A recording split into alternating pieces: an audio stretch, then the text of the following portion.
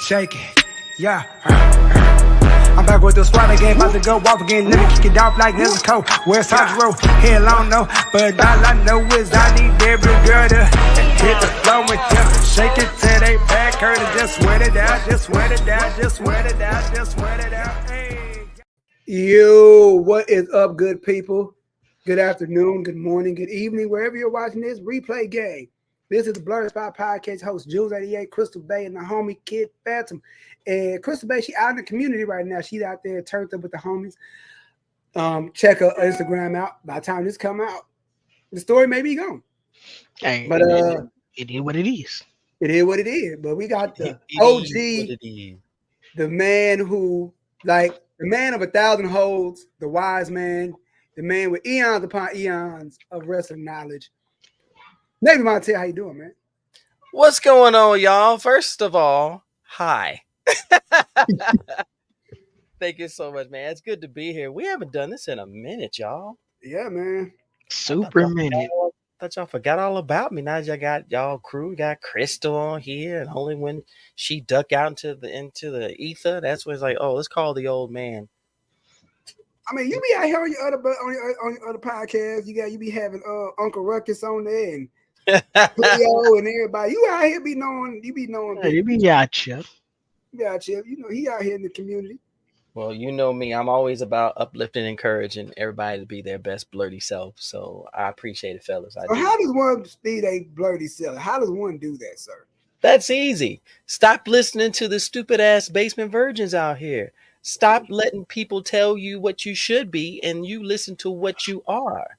Pursue your passions, what you love, and do it unapologetically. Because we're melanated, which means we're already superheroic. So guess what? Now we take it a step further. Talk to him. You know, what do you like? What do you find most joy in? Do you like creating? Do you like community work? Are you a writer? Are you an artist? Do you want to bring positivity to the world? However you want to do it. There are different avenues, but people listen to everybody else so much that they lose their own identities. Come on, man. Just be you. And I say this all the time. Every time we have Navy on here, like I say this, like I remember the first time we met him, he knew us before we knew who he was. This mother, like, I know who y'all are.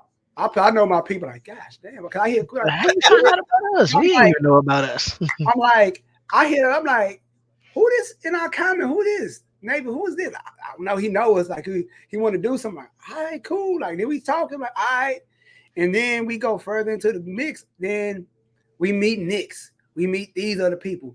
And that's when I start actually, I was never sharing to all our peoples. And I wasn't sharing my music before it was coming out. Like, I was like, man, I hit up Navy, like, yo, man, I got some stuff on that. I want you to check it out for me. Let me know your honest opinion. I didn't know Navy like that in the beginning. I knew him, but like I didn't know him. Like he don't tell me the truth because he don't know me like that. So I'm like, all right. If he say that it's trash, I need to go back and recreate. Give me your honest opinion. Like, yo, this is smooth. Like, keep on. I like it. Cool. I send it to Knicks, and they're like, I'm fool with this, man. Keep it up. Like, I bet. So I got something going. So these are, like I say, those two are the most, but outside of my crew are the most honest people. They gonna tell you about yourself. You may not like it, but they gonna tell you about yourself. That's only because we want you to be better. That's all. Yeah. And his wrestling knowledge alone goes back. It's like I can sit back and listen to him just talk about old school, AWA, all that stuff. Like, man, really, all that happened. Territory stuff. Like, yo. Like, you sure you wasn't in the business? You sure? I ain't gonna lie.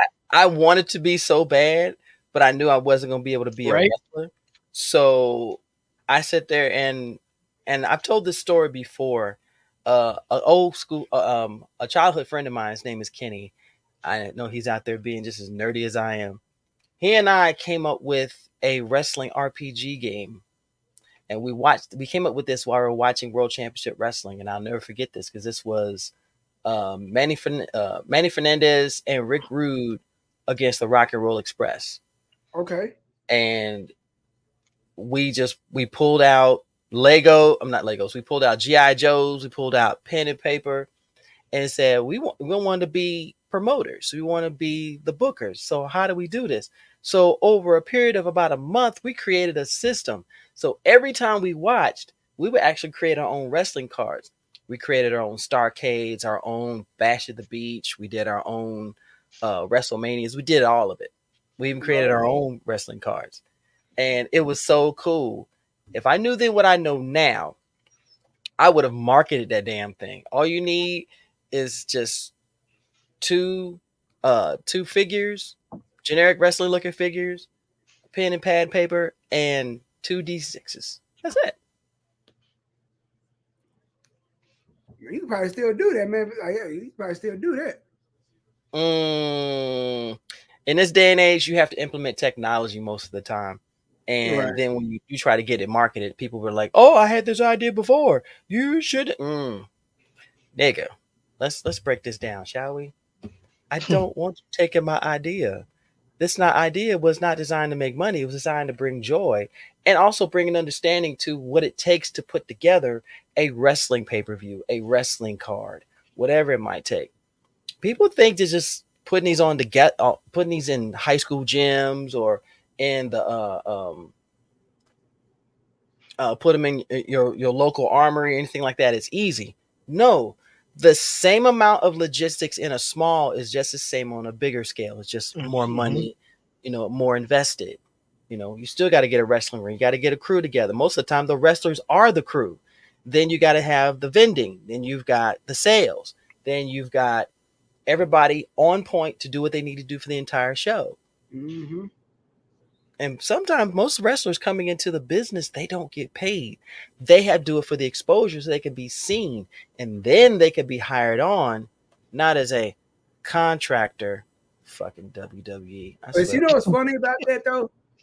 When you say they don't get paid, then you go and watch these death matches. No. Think about it. You got a John Mox. He's a deathmatch wrestler by night, but in the day he works at Apple. How do you explain why you got a Band-Aid on your head in the next day? I fail. Like, how do you explain you are a elementary school, you are a second grade teacher. How do you explain to your class why you walking with a limp? Why you explain it to the kids? Yeah, I tripped over my cat. What the hell did the cat do? Did it power bomb you? Yeah, the cat don't play. Oh, I ain't telling y'all my cat was a tiger. It's okay. It's like what Miss will say, tiger gave the tiger down. like Miss Person, help the bear. They don't have no job like being a teacher. They was working in warehouses where they don't ask questions. Lord. But when you go back to it, there's a lot that goes into it, which is why I had such a love for the wrestling business, and I still have a love for the wrestling business. Right. And June, I was a backyard wrestler for all of 6 months. Sir, the fact you made it past a month is fucking amazing. Well, it wasn't a real backyard wrestling company. It was just me and my friends on a trampoline having fun. And when I say I had the greatest German suplex of all time, I literally threw somebody in the air, caught them from out the air, and brought them down into the German. I actually let go. Like how Bobby Lashley does his pose when he come out? I literally picked him up, threw him in the air, did the Bobby Lashley pose, and then grabbed him before all coming back down. And I wish I still had it on video, because that's all I was trying to use as audition tapes. And then we officially, the 6 of us officially, like every summer we would train. Like we would train for the 3 months in the summer, then I would leave and go back home, and I would come back and I would train in the winter for like Christmas break, and then I'll leave and come back and train a week for spring break, and then back. That's just how my years went. But the guy who was training us, because he was giving us free training, it was here in Houston. Okay. He ended up closing the gym. I didn't have a car. I couldn't find any other training in Houston. And then when I found out about Booker T's place, it was years later. I done had surgery on my knees. My knees done gave out. I went to the Derrick Rose depository and got me some knees. Ha! Stop. You know, I went to the Tony Romo warehouse, got me a shoulder. Okay. Well, pretty much, you just made out of glass, sir. Pretty much. Yo, your body is cookie dough, bro. It really is. It really is. Mr. Glass was based off of his life. It probably was. You know what I'm saying? Me and Mr. Glass go way black. Way black. But see, kid, I could see you, even if you couldn't be a pro wrestler, I could see you being a manager. Oh, I would love being a manager. To be a manager, Christo, hey baby, what's going on? What up, Christo? I'm sitting in your spot. I'm sitting in your spot.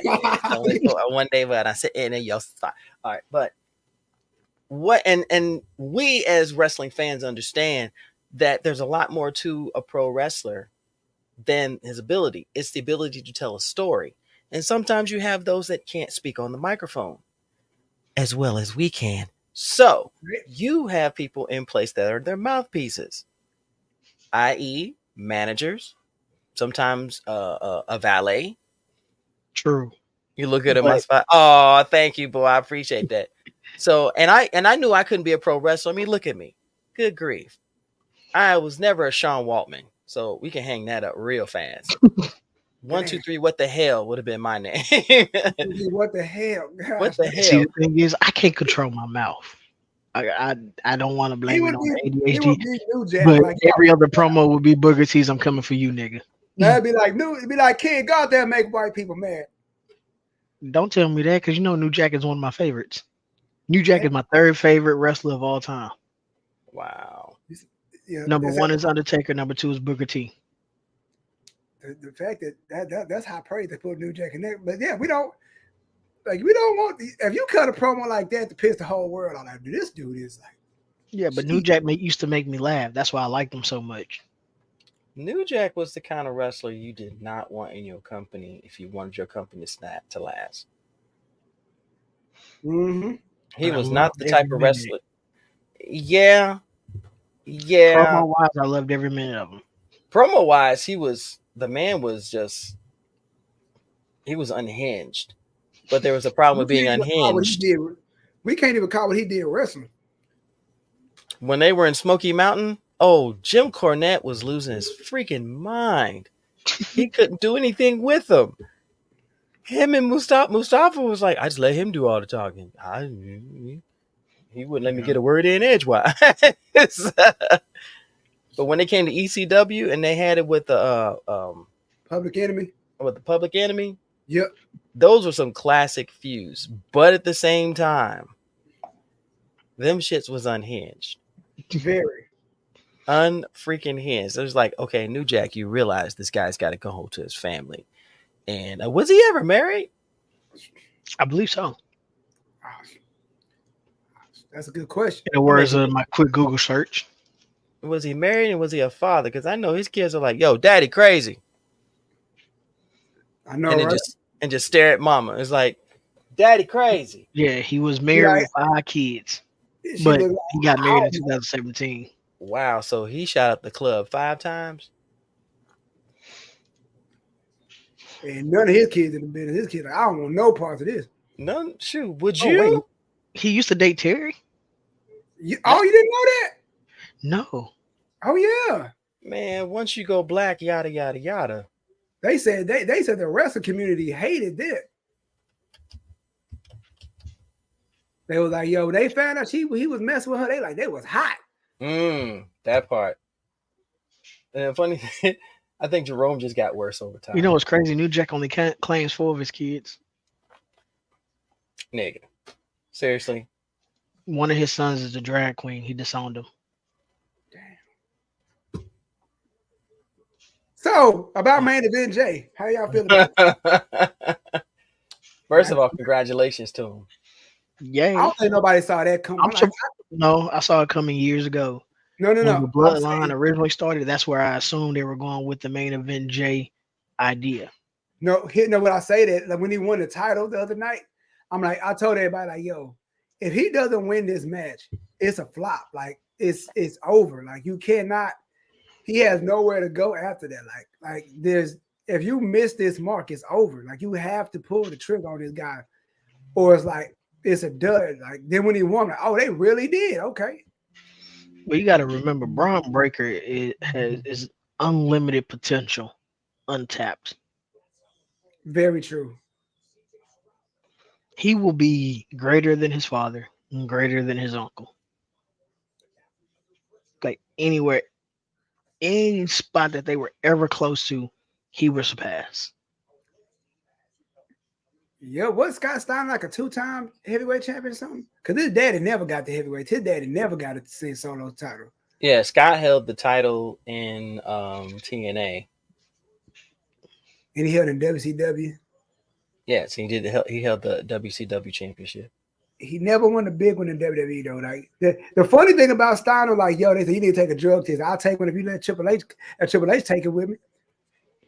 They just say you didn't take that drug test. You know, I'll take a drug test if Trips take one. And he picked me up in the funny because everybody else said Triple H was the sober guy in the group. He was on that juice though. He was on some juice. And I ain't talking about grape either. He was on some sauce. Man, trying to get pinned by one of them. Oh my gosh. They all married. You don't want to be a home wrecker. You don't want to be that. You don't want to be. I think it would be blood in, blood out. That's all I gotta say when it comes to Samoans. They don't play. They bring you into the tribe. You earned it. Okay. What my man say? Like I said, you see how Naomi had to get in where she fit in. I ain't never met a Samoan chick, but like this dude said on TikTok, he said, "Man, Samoan women are strong. They got she be manhandling me and whatnot." I will tell you this about Samoans: if they love you, that's unconditional. They love you. I met 3 Samoan women. One of them was Tamina Snuka, so I'm cool. And she's stronger than me. She could be strong on me. She's still a good looking woman. Oh, very. Let me walk down the street with her. He'd be like, I feel safe with you, Tamina. She gonna move you out the way and put you closer to the inside in one. Hell no. No. Like, what you say? No, baby. I got. Okay. Yes. Don't be walking up on my woman. Hold on, baby. No. You sure? I got it. You sure? Tamina, the type of person you take with you to Waffle House. Damn, girl. It's my kind Lord of thing. have mercy. But honestly, when it comes to the wrestling business, there are a lot of layers. And they have a code that a lot of pro wrestlers they follow. We don't talk about the boys unless we have to talk about the boys, and the women follow along the same lines. You know, it's almost like a gang if you think about it. You got to get the shit beat out of you just to be a pro wrestler. Right. Training ain't no joke. Boy, if you can't take a bump, forget it. Okay, get out. And every time you miss on a bump, the dang coach stiff you hard. Pause. Hell no. No Diddy oil. Shut up. Oh my gosh. Like I said, but going back to the whole the other part before we can go back to main event, Jedi, I would be a manager. I think I could be a good manager. Take a bump or two, you know what I mean? But like other than that, I mean, but then again, looking at how wrestlers, all I gotta do is pick up weight, you know, take a few classes, man. Be out here. But I think I'd be good in the manager role. I take a few bumps. Nah, I'm the crazy manager. I'm leader to the Hardy Boys. I'm jumping off the rope on you. This nigga, oh hell no.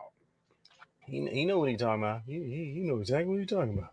Yeah, being that much going hard. But main event Jay, that's fire. Like I'm glad he got the title, but I just like I hope he get a good. I hope he don't get that. Well, Kane get that now. Like that 98 Kane run when he won the title Sunday and lost that mug Monday. I'm gonna tell you straight up. They better not fuck this up. And someone actually made a point about Jay the other day, and I thought about it, and they made a very valid point. He needs to expand his moveset. Why you blink out, yo? Why you blink out? Switching lights. But yeah, like Man, you do more behind the scenes shit than I do, and I'm in one spot, bro. Yeah, because the Usos, it's like that's why they WrestleMania matches so ass because they got the same move. It's like you fighting yourself. Like this match is, you think, oh, an Uso match gonna be fine, but they got the same move. And It ain't was like a with literal Matt. mirror match. Yeah, it was Sub-Zero versus Scorpion. That's all that was. It was like it ain't like when Matt and Jeff fought at WrestleMania. Owen and Bret fought. That was two different people fighting. They two different move sets. But these guys got the exact same move set. So it's like there's nothing special about it. Well, I also got to remember they got cut for time as well. They were supposed to have a 15-minute match, and they said do it all in 6 minutes. Super kick, super kick, super kick. Samoan splash, Samoan splash, Samoan drop, super kick, super kick, super kick. 1, 2, 3. You know what's crazy about that? As much as I love Jay, Jimmy is still the more charismatic Uso.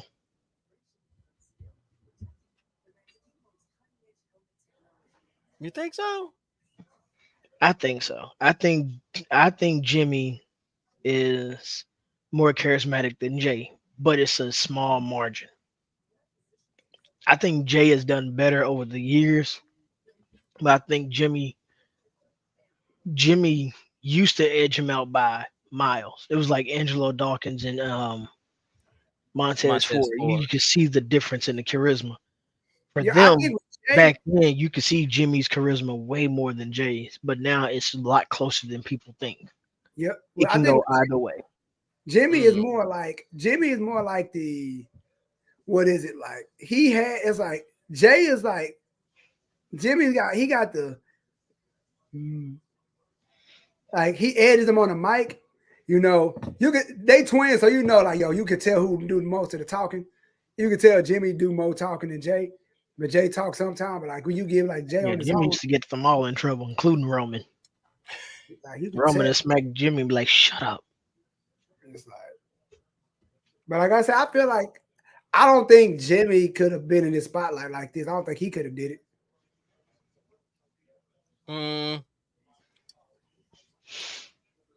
It's a weird dichotomy if you think about it, because being twins, they're already behind the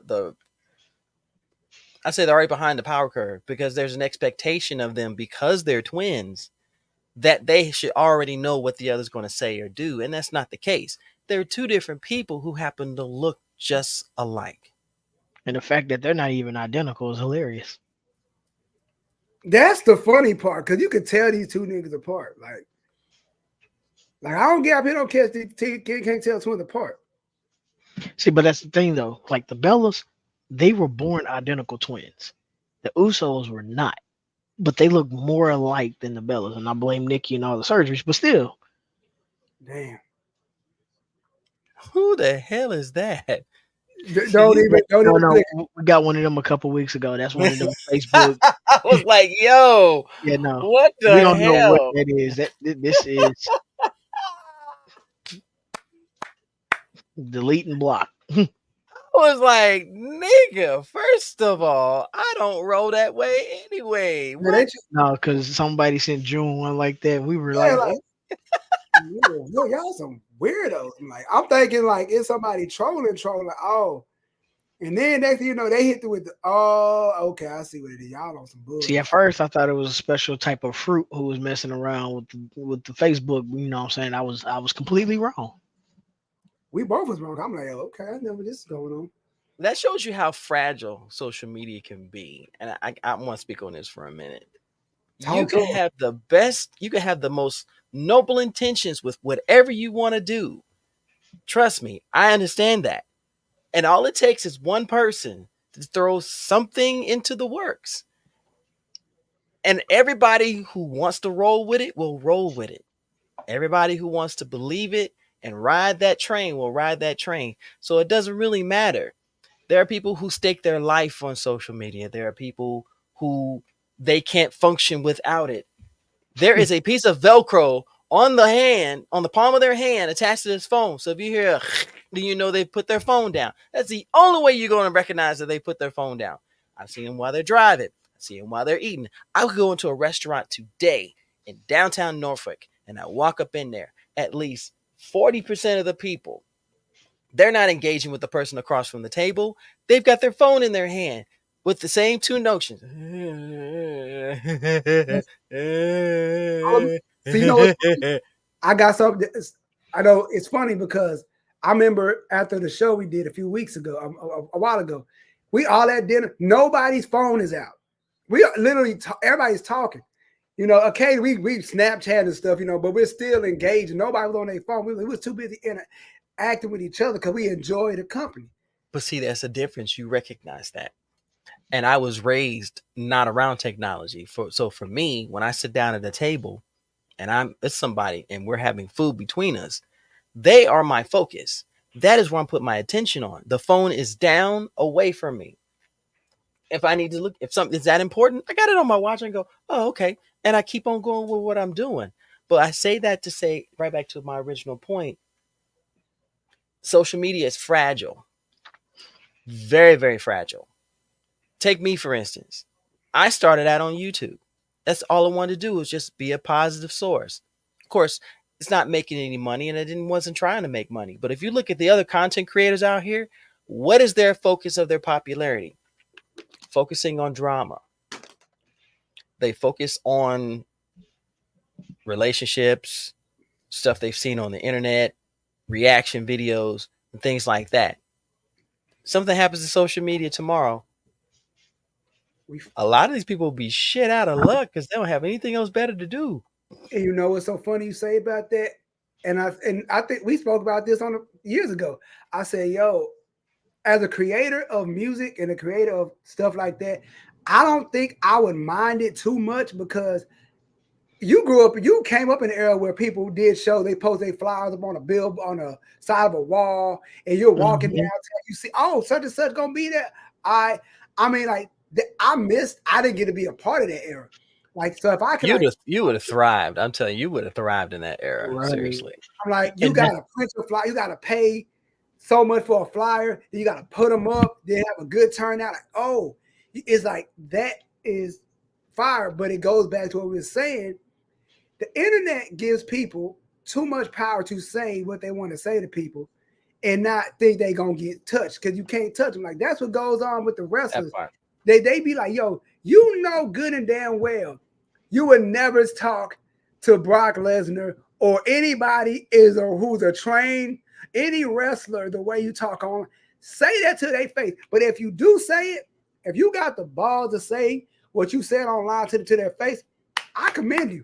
If you're going to leave the way you came, walked up, I don't think so. But I don't think you're right. I'm going to say it to their face. If they hit me, I'm about to leave $2 million richer. But still, I ain't on no cash grab type stuff. You like really about what you say you about, because people just like, we know that was the troll comment. Like we got that a few weeks ago, but like a lot of people would take that like, let's be a lot of dudes' egos are fragile.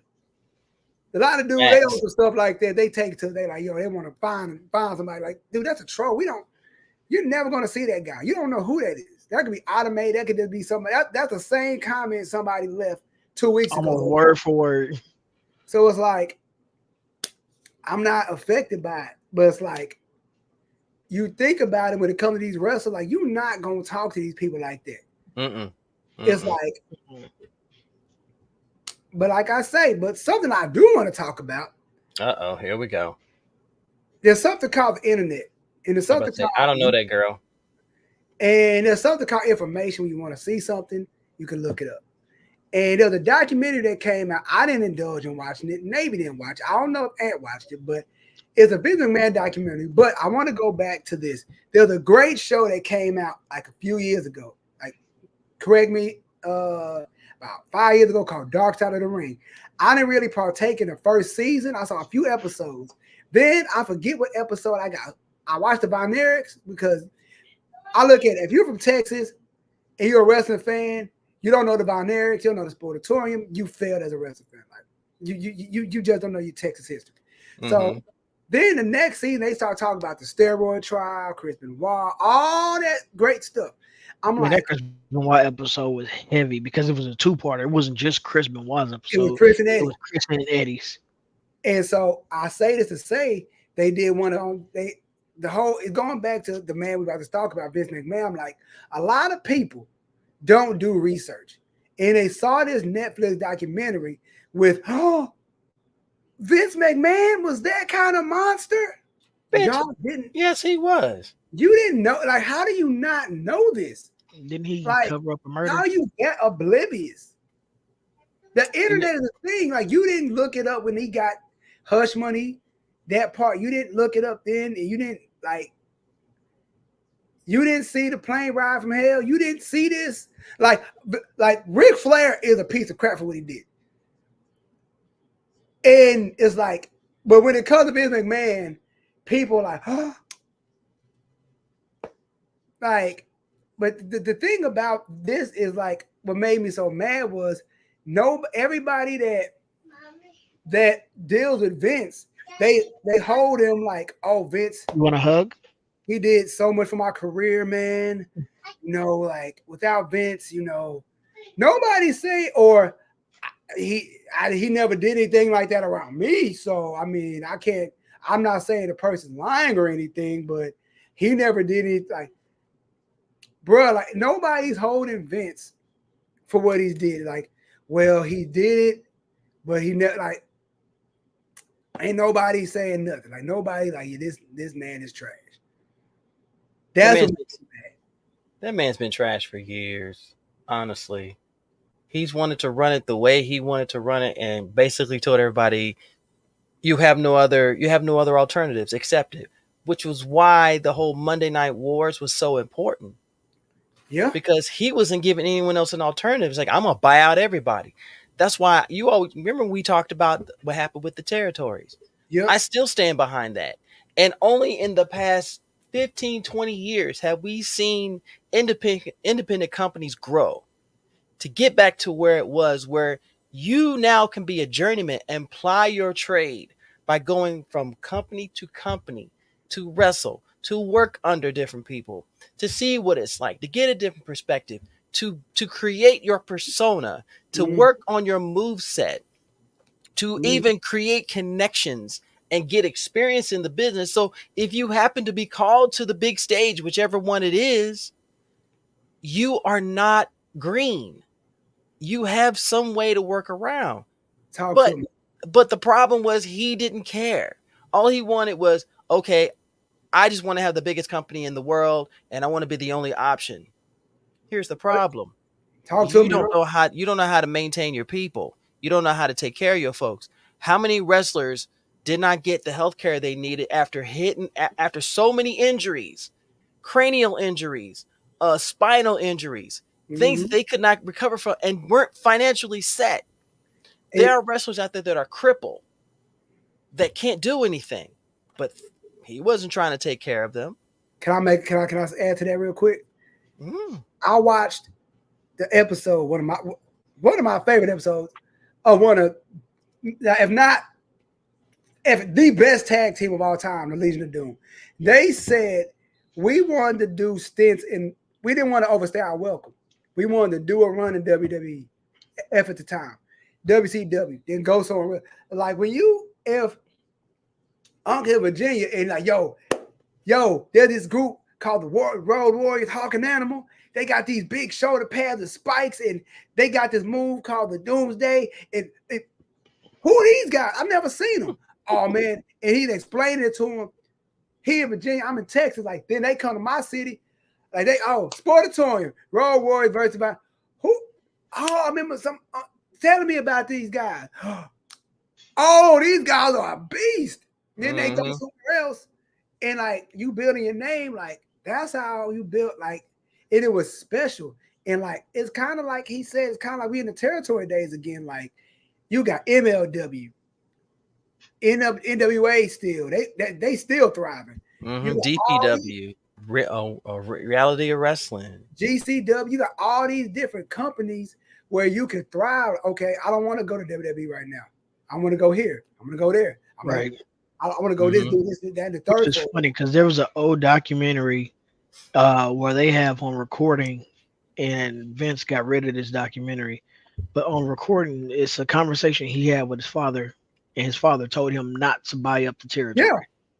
He promised that. He said, "I will not buy I will not buy any of the competition." Then his dad died. Then he bought it. And here's the cold part about it. I read this. They said Vince McMahon told Shane something Shane wanted to do. He said, "Yo, here's a knife. Do it. Me right now. If you want it so bad, me right now." Like he really like because he knew because I think Shane wanted to buy when UFC was starting up, and Vince knew he couldn't afford to buy it. If he wanted, you got me right now. Here's the knife. Go ahead. I'm like, bruh. And now they both ran by the same people. I'm like Vince McMahon and Paul Heyman said it best. Vince McMahon was oblivious to everything. He said, "Yo, make me a little package to see what this is," because he didn't know anything outside of WWE. And you buy everything like it's like you buying everything, like everything runs through you. So like people think about it like, yo, from 2000, like it was nothing but WWE. You had like the only thing we had was Impact. That was the only thing. Starting up of Impact. The started you mean TNA? TNA at the time. That came on TNA ROH. And ROH was just coming up, but that was only in like you couldn't. I didn't even know about ROH. They had DVDs back then, but like it's kind of like all you had was WWE, and it was cool at the time. But then it gets boring. Like, man, this is all we get. There's nothing else. It's like it's like eating the same thing for dinner every day. Like, all right, it was like, all right, this is cool. I don't like it as much. It's like you like McDonald's, but if you work at McDonald's, you eat McDonald's every day, it ain't gonna be as good as it was. It loses mystique. It loses its magic.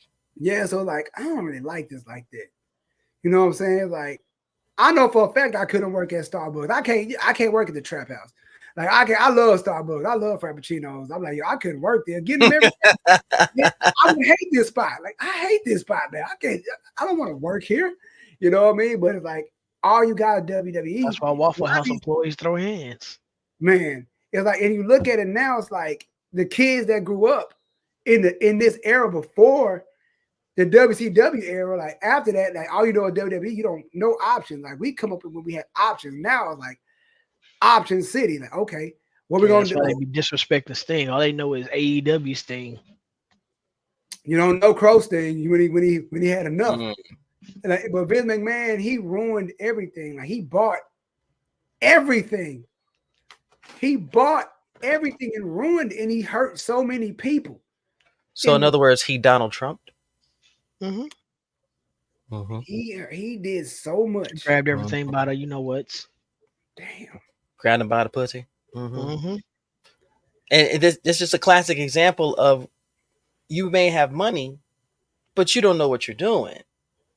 And I'm pretty sure with everybody he had, John Laurinaitis, he had what was his name? Pat Patterson. Pat Patterson and Briscoe. Kevin Dunn, aka Bucky. Damn. Y'all see that man? Look, that man will make a squirrel go, "Oh damn, yo, God, damn, sir." Yo, have y'all seen him? That man makes a beaver. That man will make a beaver have a dental appointment. Even raise you better than that. Muskrats would go, gosh, damn, honey, can we help him? He looks infirmed. Yeah, he's not quite where he used to be. Jeez. I'm just saying, but he had this motley crew of idiots who followed everything that he did. And he tried to hide everything that he had done all this time, trying to be this magnanimous, oh, I know everything about pro wrestling. Let me bring you the best. I know everything. I'm the savior. You were an idiot who couldn't even keep his family together. Okay, let me ask you this question. If you are one of Vince McMahon's stooges, do you tell him it's a bad idea? Like, oh, you just play the game? Because you can't. I might get fired, but yep. But like a lot of people, the money's so good, like if I say no, Give it down. he can rule. I could by the time I'll put it like this, I will put in a year working, putting my money away, enduring it. Because when I tell him to fuck off, this is a stupid idea, he fires me, I'm set. I'm set. because 1 year, just 1 year's salary. Just 1 year's salary. I'm set. Because black folk, we can make money stretch if we smart. yeah, My money don't need to go to the gym. Sure, I feel like I just feel like people like, why did nobody, like, people are scared to lose their job. People don't want to like all these like I don't agree with it about like, yo, I ain't got, because if I say no, where I'm gonna go? If I tell it's a bad idea, he's gonna fire me, then he's gonna like tell other people not to hire me. Because a lot of those people, Vince gave money to people who ain't really had money and don't know how to make money. I mean, they've had money, but they don't know how to make that money work for them. They had no choice. They were basically money pits working for him. Yeah. He knew that they weren't going to thrive anywhere else. The smart ones, not only did they were fired or they quit or they left voluntarily, but they invested their experience, their money, and their time into other companies that were doorways for pro wrestlers. Take, for instance, OVW. How many wrestlers came out of OVW? A ton. A lot. The Bashams. Randy Orton was there. Kofi Kingston was there. John Cena was there. Batista was there. Brock was there. Shelton Benjamin was there. There were a lot of wrestlers that came through there. OVW was the gateway. But what happened? Vince got bored. And he decided to shift over to Florida Championship Wrestling, which honestly, none of us have seen. But we know who's there because they funnel them through NXT. Meanwhile, OVW, who is run by Al Snow, is still building stars. The company is still going. They're in partnership with the NWA. Yeah. And I just feel like Vince, he ruined so much stuff, and people. And here's the thing: he ruined NXT. Trying to take NXT while Triple H was recovering. And I argue with a buddy of mine. I'm like, people say Vince is a genius. I hate that comment. I hate that. He was good at one time, but still, you got to think about it. Before the pandemic era, WWE was bad, and it got worse. That Thunderdome era, then they tried to bring it, but it kept getting worse and worse. Junie, what do you mean, Junie? What do you mean, sir? Shout it. Like, it was getting like Vince McMahon and Jerry Jones to Cowboys. Look here. You let go. Don't get me started.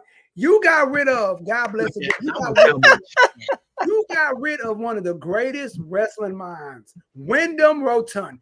This man, you gave him chicken. He made chicken salad. He gave him like, here goes some lemons. Here goes some old lemons, some chicken pieces. Deuce. He made a whole Thanksgiving feast. Boy came out looking like Gordon Ramsay when he was done. This dude, he gave him scraps and he fed everybody. You could he tried to break him. He tried to do everything he could, but it didn't work. He came up with the Fiend, my nigga. Who comes up with some stuff like that? Then you say, you know what? I don't like it. I didn't create it. You're gone. Then you could. It's like, wait. And then you still continue to. They're pushing out these beefy ass dudes. I mean, it's no secret how I feel about Brock Lesnar. Reckless. From the minute he came out of OVW, he was not ready. He was not ready. You put him with Paul Heyman, he wasn't ready. You gave him championships, he wasn't ready. The only way he looked good is the other wrestlers were carrying him. No Mercy 2009, when it was Brock against Eddie Guerrero for the title. Yeah. Eddie made him look spectacular because he was fucking up. And I was so happy Eddie won that belt because at that point, Brock was pushing people away from TV. They said, let's do it again. Let's bring him back. Why? Why? Are you telling me what I think you're telling me, man? Vince McMahon like those big men with big chests. Big meat snapping meat. That's exactly what you heard every time you saw Brock Lesnar come out. You would hear Big E said it right. Big meat slapping meat. Every time you heard it, every time you saw it, that was what was going through my head. I'm going, okay, what about the Ricochets? What about the Adrian Neville's, who's gone back to Pac? What about all these guys? Sami Zayn, all of these wrestlers who were here. I give Sami his credit. That man is strong for his size. And they say here they don't look believable. He's not believable. He's not the look. People don't believe he will be champion if you saw him. Like, so in other words, he's not part of your wet dream. That's why he's not believable. That's pretty much what it is. I just feel like then you say somebody like it's like it sucks because I like Cody. I learned to love him. I learned to love him, but like, bro, like I never would have left AEW because you know how they treated you there, and you created something, but you went back to the trap house. Like, you went back to the trap house? His issue was more so they still, as much as they like Jericho, they know Jericho isn't technically a WWE guy because Jericho did his stuff. Cody was the WWE guy fitting in to them. Mm-hmm. But see, here's my issue. But the thing is they didn't respect him like they did his father until they realized a lot of his knowledge is just like his dad's. Exactly. They used Cody for what they needed to use Cody for, and then they kind of like just, okay, well, this is what you're going to be able to do. Cody would try to go to the meetings. They didn't want him going to the meetings. He was the only one trying to show up at the meetings. Everybody else was working on content and everything. But the issue is they show up at meetings. They're in jeans and flip flops. He's the only one in the suit. He's like, we're going to a business meeting, right? And the thing about it is, Cody had to leave to make them want him again. So it's like, bro, like this don't make no sense to me, bro. Like it made me mad. It's like Vince didn't want you in the beginning. He had you at Stardust. You wanted to be yourself, but like, nah, Stardust. Well, Stardust was something that his dad created. But still, I get why he wanted to do it, but I don't want to do this no more. Like it's like with Undertaker, I don't want to be a zombie no more. I want to be myself. Then you know what? I'll be the dead man again. I'll do it again. I do one more run as that. And like, I just feel like Vince, he ruined so much, and he's the kind of guy. You saw what he did to Sting. He brought him in and bitched him out at WrestleMania. Sting was the last piece of WCW that he could say, you know what, F it, I'm gonna end this. I'm gonna embarrass you. I'm not gonna give y'all Taker versus under Sting. I know y'all want. I gotta end this the way I want to end it. Sting was the last piece of WCW. The last piece. He screwed over the NWO. You see how he did NWO. Mm-hmm. Oh yeah. And you see how he did Sting. So like, damn, like Vince, you seen what he did to ECW. It's like it's Vince that kind of, if I didn't have my hand in the mix, if I didn't create it, I want to use it for a little bit, then I want to screw it up. And that's what he did. And it makes me mad that people don't understand it. It's like, y'all don't get it. Like, how y'all, like, and I get other wrestling fans have their opinion, but you got to see, like, bro, you can't be this freaking stupid. It's like, and then people can watch that Vince documentary still be like, well, that's just Vince. Like, well, but you can't. He gave us all these great years of wrestling, but he still ain't shit. He literally created what people wanted to see so that they would continue to tune in to all the WWE, WWF telecasts, pay-per-views, you name it, because he almost made himself the only ticket in town. It, you know what's so bad? I heard, I didn't watch it, but I caught wind. Somebody said Trish Stratus hated Vince. Mm-hmm. She said, I hated doing that stuff. But she said, I didn't want to say no. I'm paraphrasing. But she hated doing it, but she didn't want to. I guess she said she was scared or something. Well, to let home. Hi! Oh my gosh, I love the glasses. Oh my gosh, the glasses are cool. Your glasses are cooler than your dad's. Yeah. You try to make her yeet. She's gonna do it to But you no, later in 'cause life. You're gonna be mad. look here. She likes Jay Uso. My oldest daughter, she was a big New Day fan. I mean, was she probably still is. No, she hasn't seen them on TV. She's used to them coming out and doing New Day rocks, and they haven't done that in forever.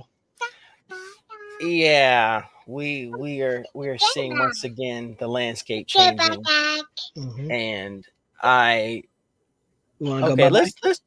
But yeah, back to the top. Like I said, with Vince, I just feel like he ruined it, and it's kind of hard to get back to where we're at now. It's going to be hard getting back to it. I mean, we're slowly getting back to the days of where wrestling is cool again. Like, because you got, even though I don't agree with everything AEW does, we got AEW, we got MLW, we got what we got ROH Light, Diet ROH.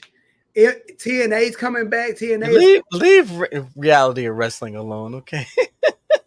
Reality, no, ROH, Ring of Honor. Okay, I'm gonna say because that I can't even count that Ring of Honor because I felt like that was a Vince McMahon move. What you buy a company? You know why he bought it, right? You bought the company. You know why he bought it, right? You don't know? He bought it because they had their first AEW, that All Out pay-per-view library. It was a part of their library, and Vince McMahon was going to get it, and he bought it so he could have a library. You see what I'm saying? I'm going to get it the library because he had Kevin Owens, Sami Zayn, Daniel Bryan, all that was in their library. Yeah, but they really wanted for that first ROH that first All Out pay-per-view. It's like everything else is cool. Like, I mean, they just could have bought that too, but it's the same. It's the same mindset though. I'm going to buy it just so that he doesn't get it. And I'm not mad because Vince would have did the same thing. Because like now, you got we need that. You're gonna put that pay-per-view on the network or whatever, or like and now you got to try to buy it back. They're gonna want God knows how much for it. Now if you want ever want to do a Kevin Owens DVD of his whole career, look, you got to call. You want Sami Zayn? You want Seth Rollins, KO, Seth, anybody on the ROH? You want their highlight stuff? I'm like, we want to do a DVD on that. You got to. We need. But see, here's the problem with that. That would have been a perfect move if Vince was still in charge, but he's not. He's dealing with a different guy who is a wrestler, who has a mind for the business, who has no problem knocking on your door saying, hey, let's palaver. I'd like to do business. Can you imagine if Triple H, I know what you're about to say, and Tony Khan decided to work together? That would be the true forbidden door. Nothing against matches of all dream matches. Nothing against New Japan. Nothing against the other companies. Nothing against them at all. But you take two of the main ones and their owners, who happen to also be bookers, talk to each other, eliminating every McMahon, every person who has had anything to do with the reason why these companies did not get up there, and they talk to each other. You know what? I'm gonna say this. I think in the next 5 years we'll see all AEW and WWE work together. I think in the next 5 years we'll see it. Only because I say it because, like you said, like it's like if you got an issue with somebody, it's like tag team. Like I don't really like this dude right now. Like but like we want to give y'all one last run, tag team titles. We gonna give y'all this much money. Do the match or do it like put y'all differences aside. Let's make this money. They offering us this. We can make, and I think it presented right. If you do all your numbers, like we do this pay-per-view on this date, this time, we project to make this much. Let's do 6 matches, your top versus our top, and let's make some money. Cause it's gonna work. I wouldn't even do it like just one pay-per-view. I would do it as No, you gotta hear me out. You gotta do one because the first one is gonna be like good. The wrestling community is gonna go insane. It's gonna blow up completely because nobody ever gonna see it coming. It will literally be a when worlds collide sort of pay-per-view. Yes, like it'll be bigger than NXT TNA. This will be, you want to top that? You want to make the wrestling community, people from all over the world gonna go to see. That's gonna be bigger than WrestleMania. That'll be bigger than WrestleMania. Bigger than some. True, but hear me out. The reason why I say you make it a week-long event, there's so many wrestlers in between both companies that everybody deserves to get some kind of shine. You want to do like multiple shows. Monday Night Raw, you have the lower card people from both shows putting on masterpieces. Tuesday, you do NXT and A, right? I do you one better. Can you imagine a convention? Yes. A 5-day or week-long convention where every night is a pay-per-view caliber card event. Oh shit. And you've got wrestlers from different companies that are affiliated or connected or in partnership with either one of these titans coming together. MLW, good job. New Japan, TNA. DPW, TNA, NXT, AEW, all of them coming together. But AEW and WWE would be the one to say, this is the table we're going to come to. Let's talk. And here's one better for you. I just thought of this off the top of my head. I'm so old. I love it. How about we have a title that's created, that's defended in every one of these companies? Kind of like the NWA title. I mean, if that's what you're going with, I'll fool. No, you want it? Make it the old school, the big gold belt. No. That's the NWA title. Yeah, the big gold, we leave it where it's supposed to be. Leave it in its reverence. Nah, I mean create something that's agreed upon by everyone. And you can even do it as a singles title, or you can do it as a tag title. But one single, one tag. But the title has to be defended in each company. Remember when Matt and Jeff went on their run to each of the independent companies and they were winning their tag titles? Oh, right. Same concept.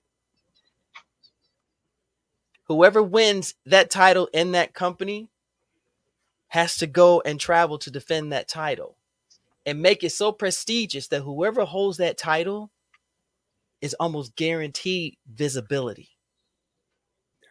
That's what they should have done with the 24/7 title. Agree, but that thing looked hot garbage.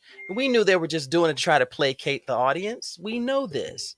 That was what it was always about. But if they actually brought it back, call it the 24/7 title with a different look. Don't even call it 24/7. I wouldn't even say call it 24/7 title. Because all the 24/7 title was a clean up version of the hardcore title. True. But you ain't got to call it the 24/7 title. Just bring back the concept of it, but have it defended in each program. I like that. Because you got to remember, they all come on at different times. Some of them come on at the same time on different days. Like literally, let's say I have a match. I'm defending this title on NXT this night, but my opponent is from AEW. In order for me to get that title back, I got to go to Wednesday night to go get my title. I just lost it on Tuesday. Doesn't guarantee I'm gonna win it on Wednesday. But I have to go find my title. It's somewhere that I'm no longer at. The problem, unfortunately, with that type of title that I suggested is the PR for it. Right. The PR for it would have to be on an unbelievable level. And the inaugural champion would have to be somebody recognizable. You know what? But believable. Can I follow what you say? Can I follow you? Can you give me? Come on, bring it. Come on. Same concept. Okay, say give somebody. Like, he got his finger up like in church.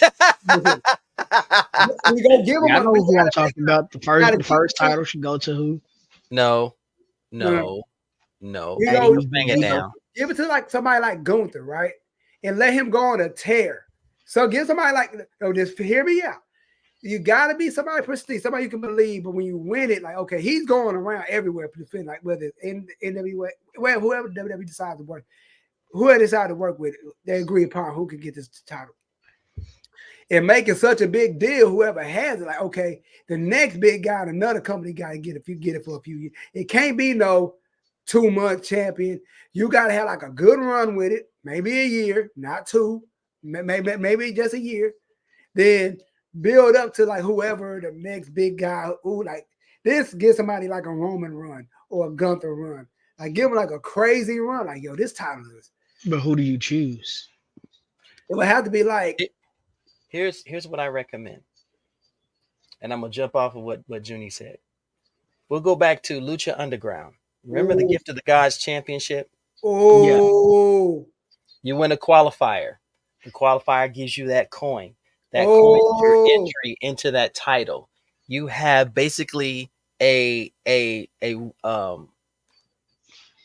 Royal Rumble for this. If you have that coin, that is your entry. It is one entry per company, which means their pay-per-views to find the qualifier would be fucking phenomenal. And it's not just, WWE, WWE, AEW, AEW. No. New Japan throws theirs in. TNA throws theirs in. DPW throws theirs in. Major League throws theirs in. GCW, Reality of Wrestling, those theirs in. Hell, if you really want to make it spicy, Ring of Honor, separate. They have their own title. They can do their own qualifier. Have these companies create their own qualifiers. The companies will have to decide how many people can qualify for this. And it's not a single elimination tournament. No, it turns into a Royal Rumble type tournament, a Royal Rumble type match. Cool. Run in, you fight for it. It's not just, you beat 3 guys. Correct. I like that idea. Out of AAA or CMLL. Yeah. You are bringing, and I don't know what the major Canadian wrestling company is, but definitely somebody up there. But you turn it into that style of competition. Everybody wins a qualifier. And you bring and make it ceremonial. You take the coin. Make it a big medallion, and you wear it like a medal. You come out like the Olympics. Mm-hmm. You basically you won your spot. And everybody you competed against just walk in behind you. You can't make it part of a storyline. You can't sit here and say, "I'll beat you for it." No, it's not even up for grabs. It's not even up for grabs. So at that particular night of the match, when it's your time to come out, you relinquish your medal and you go to the ring.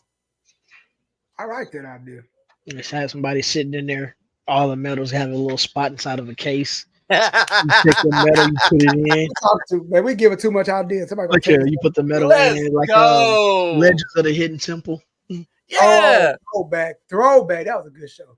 Can you imagine how huge that would be? And that puts your mind in, okay, who would be the qualifier? Who would be the qualifiers? Who would win for their respective company? And then you win, let's say you go through this match. It is a gauntlet style match. And either Royal Rumble or gauntlet style, and you have the winner. You know what? I'm gonna go for and like you don't say where the champion's gonna show up at. So now you're forced to watch everything now. You see what's gonna show up like, yo. Okay, so say like Montez Ford wins, right?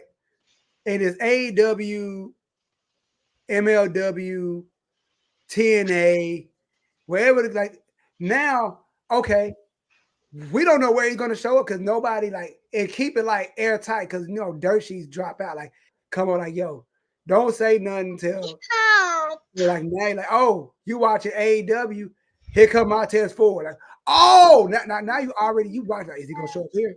Okay, Wednesday, is he gonna show up in TNA? Like, you're watching everything, see if this dude gonna show up.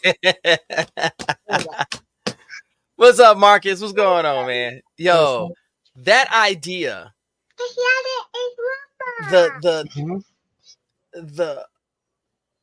the influence it would have, the overall vibe that it has, fucking unbelievable.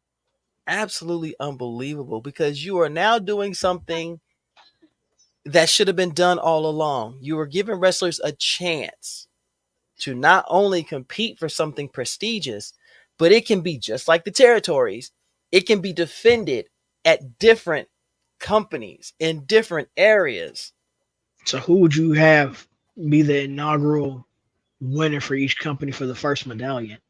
That AEW, that's easy. AEW, give me Switchblade. Give me Jay White. Then Impact. Then over Will? Huh? Over Osprey? No. Remember now, it's got to be somebody believable. Okay, give me Swerve. Okay, you ain't let me finish. See, you all hyped up on throwing out all these names. Listen to me. It's got to be somebody believable, but also somebody who is not as traveled. There's a purpose for this title. You're trying to bring prestige. You're also trying to build this wrestler up. Okay. People like Will Ospreay and Swerve, they're already established. I can see somebody like Sammy Guevara winning it. Or I could see I could possibly see Hook doing it. I could see Daniel Garcia doing it. Right. I could see Pac doing it. I could see there are so many wrestlers in AEW that would be just as qualified who haven't gotten over, but would put on 5-star matches no matter what ring you put them in. Okay, I see what you're saying. I see where you go. You cooking with gas. That way you're building you're literally helping to build a legend, to build a superstar that's regarded worldwide. Mm-hmm. Defending that title in New Japan against Naito, that match is going to be absolute fire. Okay. Right. And let's say he gets to the point and Naito wins that title. Well, Naito is he's the champ right now. If you're a champion in your company, here's the condition. If you're a champion in your company, you got to relinquish your title. You have to either relinquish your title, or you've got to or you have to compete against somebody else. You can either relinquish it or keep it. Choice is yours. And you still open up possibilities, because if Naito decided to keep this, we call it the journeyman title. You keep the journeyman title, you're going to travel to different countries, to different companies. The main title, New Japan Pro Wrestling title, would be in a tournament for everybody else. Set up a tournament, or however you want to do it. You provide options, or as one wrestler used to say, option C.